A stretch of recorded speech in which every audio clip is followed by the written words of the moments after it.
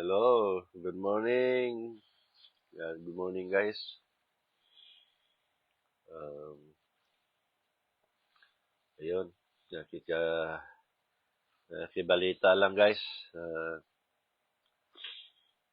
Ano na ang nangyari sa atin sa Pilipinas. Hindi ko napanood yung ano, uh, suna ni Marcos. Gawa nung wala akong ganang manood guys sa mga balita nung pag ang nagsasalita sila Marcos, yung mga congressman na side nila ni Marcos o mga senador na sa side ni Marcos. Pag nakita ko yung guys, wala na guys. Hindi ko na pinapanood yung mga video kasi nakakalungkot lang guys, isipin. Pero nakapanood ako sa mga vloggers na mga post nila, yung mga video ba na kinakat nila at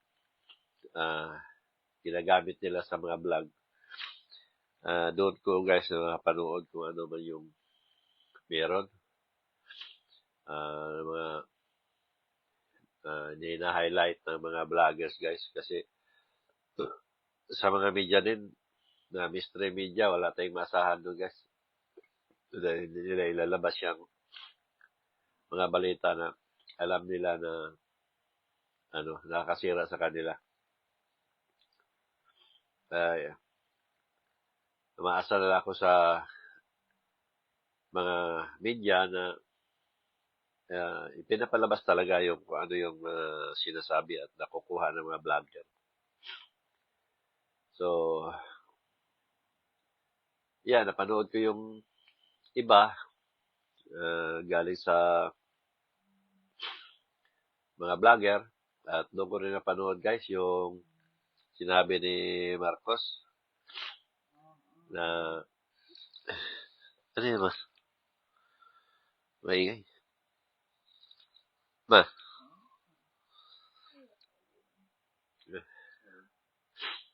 uh,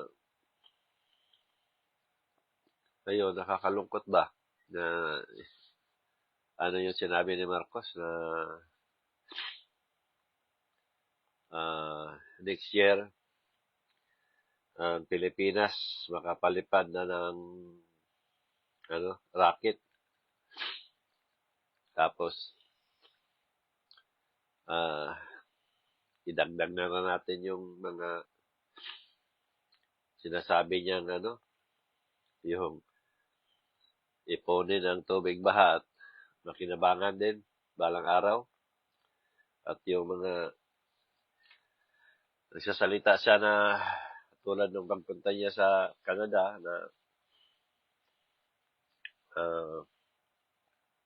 utal-utal lang yung sinasabi niya na hindi matuloy-tuloy ba. Kahalata na may problema na sa pag-iisip. Kasi guys, kung ano yung dikta ng utak mo, yun ang lumalabas sa bibig mo. Kung nahirapan na yung dila mo sa pagbigkas, dahil yun ang dikta ng utak mo. So, sa nangyayari kay Marcos, guys,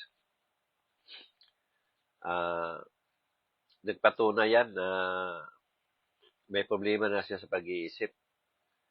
Dahil sa pagsasalita pa lang niya, na utal-utal, hindi niya mabigkas-bigkas, at hindi niya maano sa dila dahil yun ang dikta ng utak. So, utak talaga ang nga guys, apektado. Dahil sa issue nga niya na nagdodroga.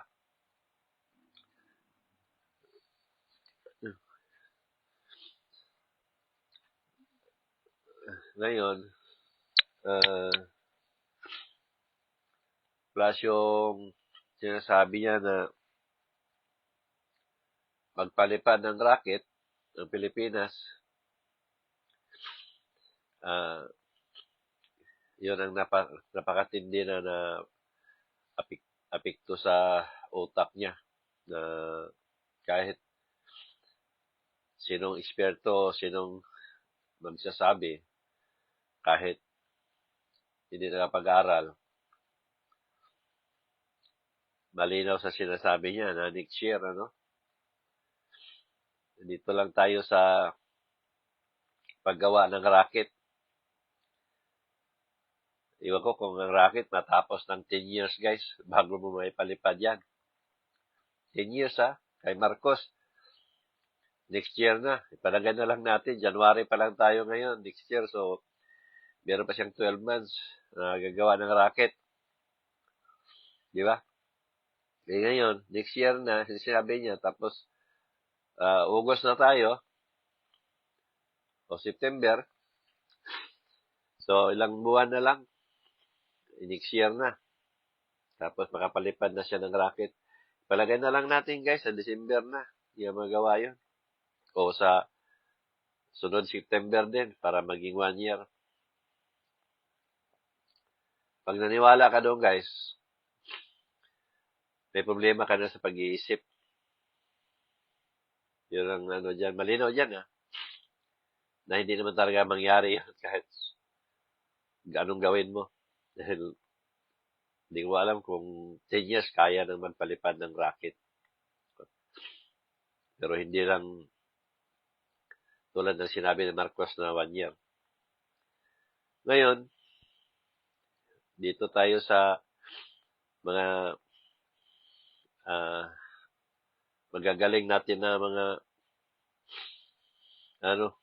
dalubhasa, kumbaga na mga ekspertong mga scientist. Hindi ka basta-basta gumawa ng rocket, guys. Ano yan? Hindi mong isalang mo dyan yung nag-repair ng TV. Yung dyan. Iwan ko kung mayroon tayong mga scientist. So, di pa ako nakarinig na Pilipino na nag-imbento ng aeroplano.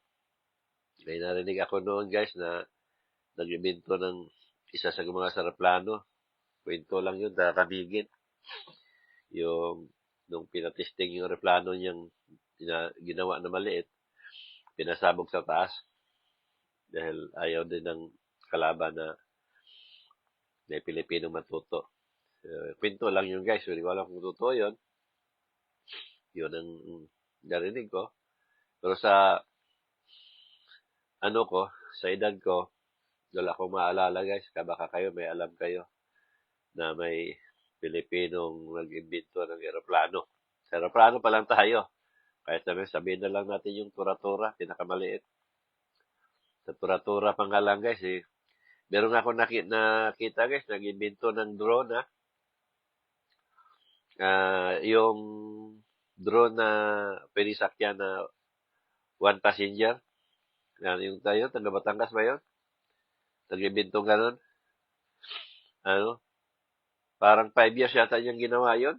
O 3, parang ko lang 3 years. Basta, hindi lang 1 year, guys. Drone lang yun, So, lumbasan mo doon sa sinabi ni Marcos na rocket. Di ba? So, sa mga pinagtagpi-tagpi ko, guys, na mga narinig ko at sa pagkakaalam natin, nabasa natin, ng mga balita, na wala talagang magagaling na scientist na kayang mag-imbento ng rocket papunta sa kung saan puntang planeta o saan puntang kalawakan sa space na isang taon lang iimbento. So, pag sinasabi ng isang tao to, guys, ang automatic yan. Kahit doktor ang masabihin mo, pagsalitain mo, ang taong ganito may problema sa pag-iisip. Ibig sabihin, apektado ang utak. Kung hindi man siya nagtitake ng drugs, may problema siya sa utak. How much more kung nag-drugs siya, so ibig sabihin, apektado ang utak niya sa drugs. So ito yung mga taong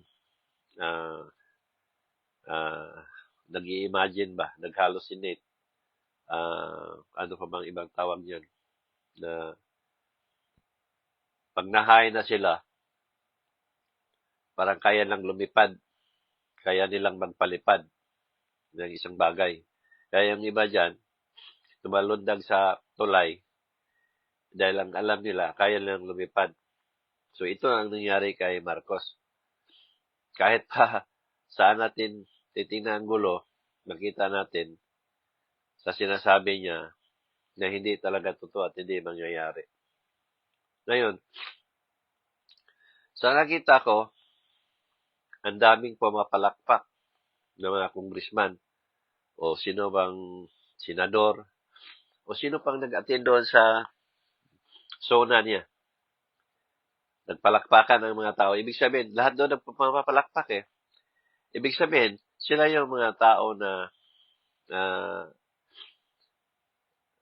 pabor sa pamalakad ni Marcos o sila yung mga taong nasa baba ni Marcos na nasabi rin natin na nakikinabang sila.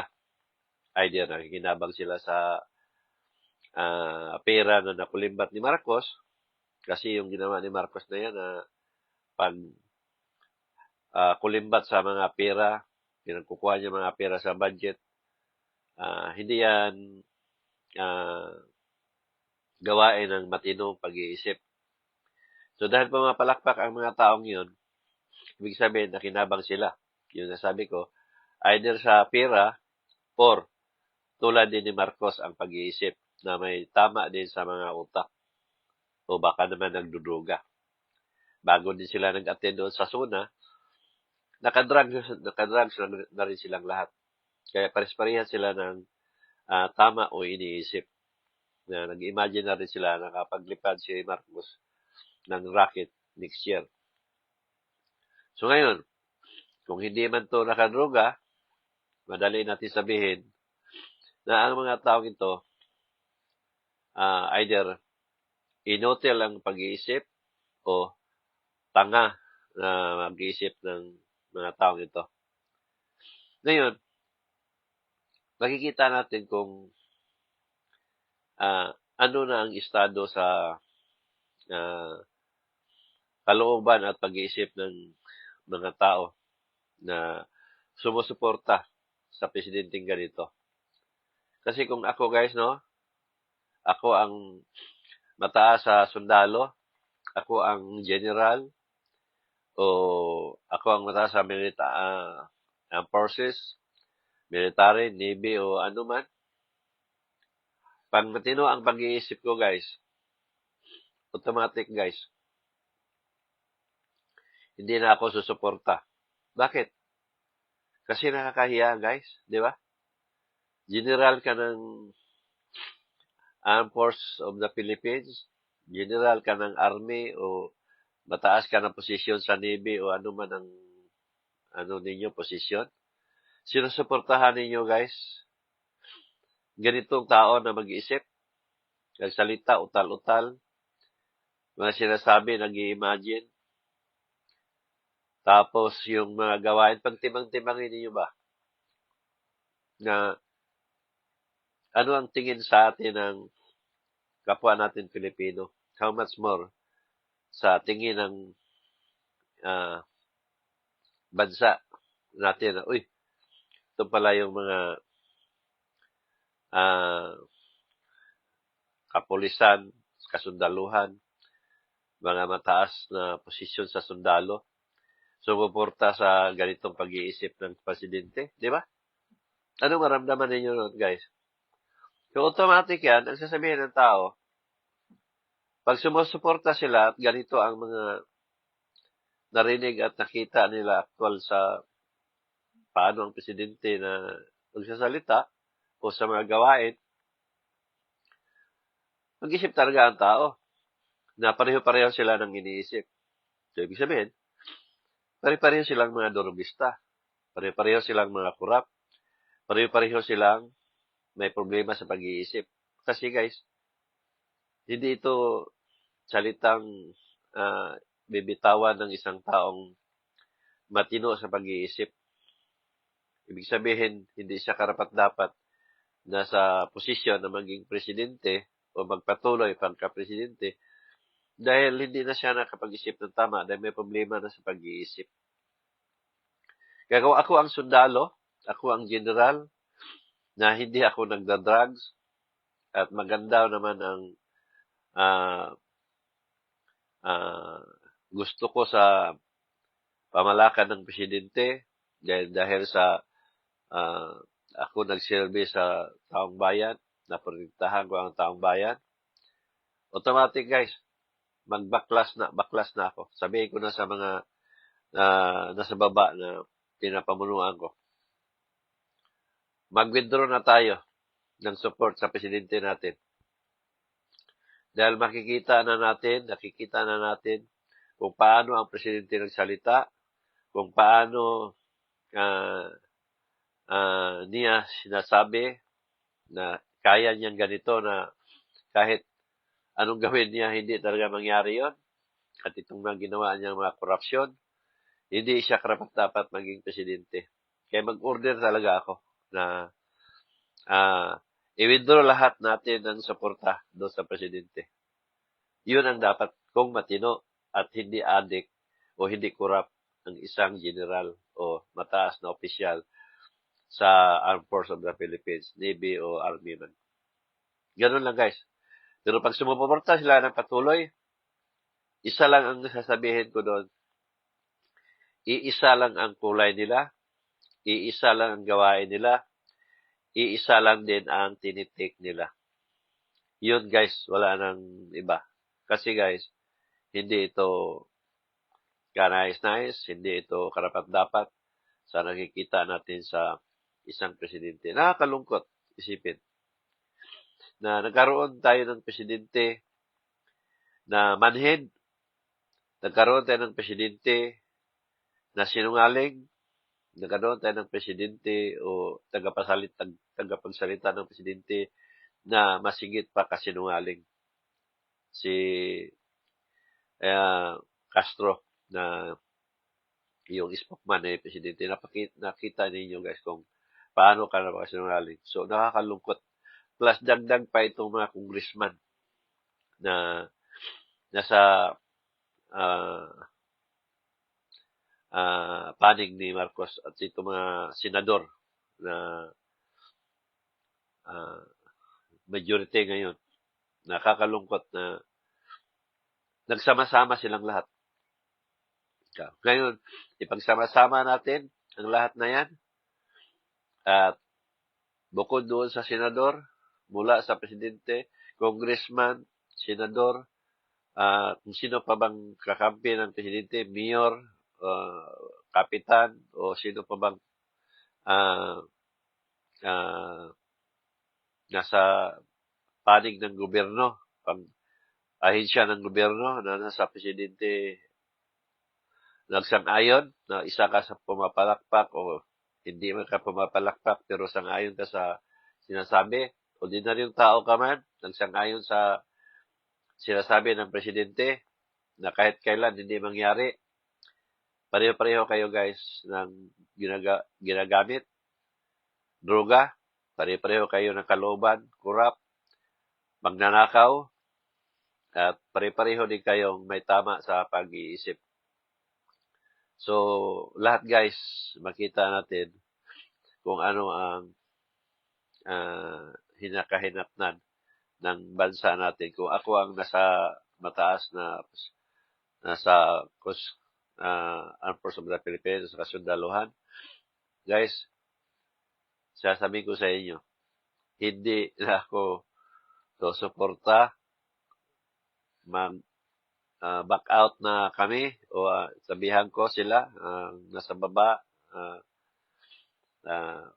kasamahan ko na itigil na natin para sa kinabukasan ng pamilya na lang natin mismo, sa mga anak natin, sa mga sumusunod at sa mga taong pinagsilbihan natin para magkaroon ng pagbabago ang bansa natin. Dahil hindi lang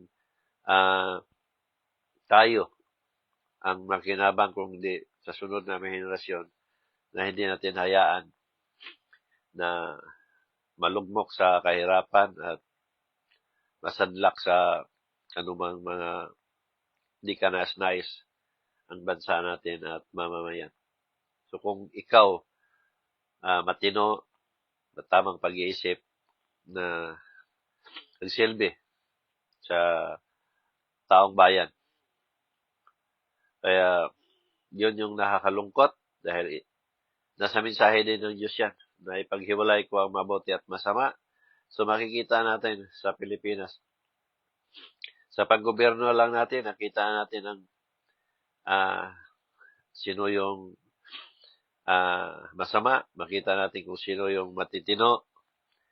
At nakita din natin sa mga mamamayan na napaka lungkot isipin o sabihin na kahit saan, krimen doon, krimen dito, nakawan doon, nakawan dito, patayan doon, patayan dito. Kita naman ninyo, hindi naman sa salita na sinasabi ko. Makikita nyo kahit saan kung ano ang meron sa Pilipinas. Pero balita sa stream media, tahimik, peaceful, safe ang Pilipinas. Pero makikita natin kung dapat pinapasok ang mga bahay, nakit ang mga bahay, nanakaw ang motor, nanakaw ang masakyan. Hindi naman si Masik Maura, guys. So, sa lahat ng niyo nakikita na saksihan natin,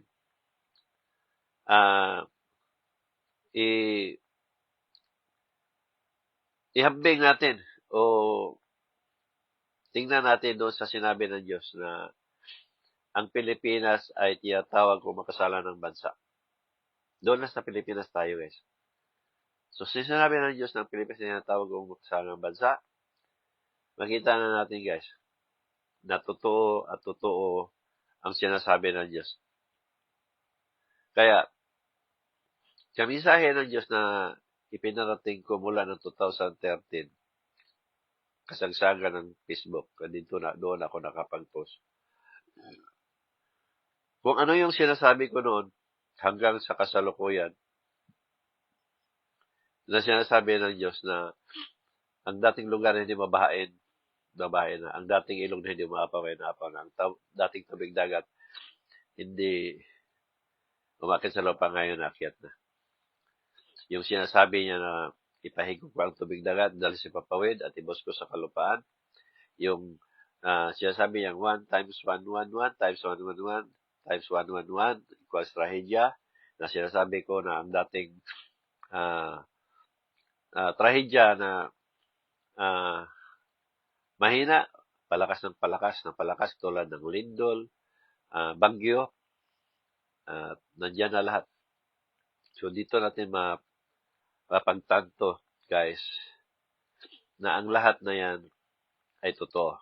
Ngayon, nung sinasabi niya na there's no way to run, there's no place to hide, stay where you are, nandyan na.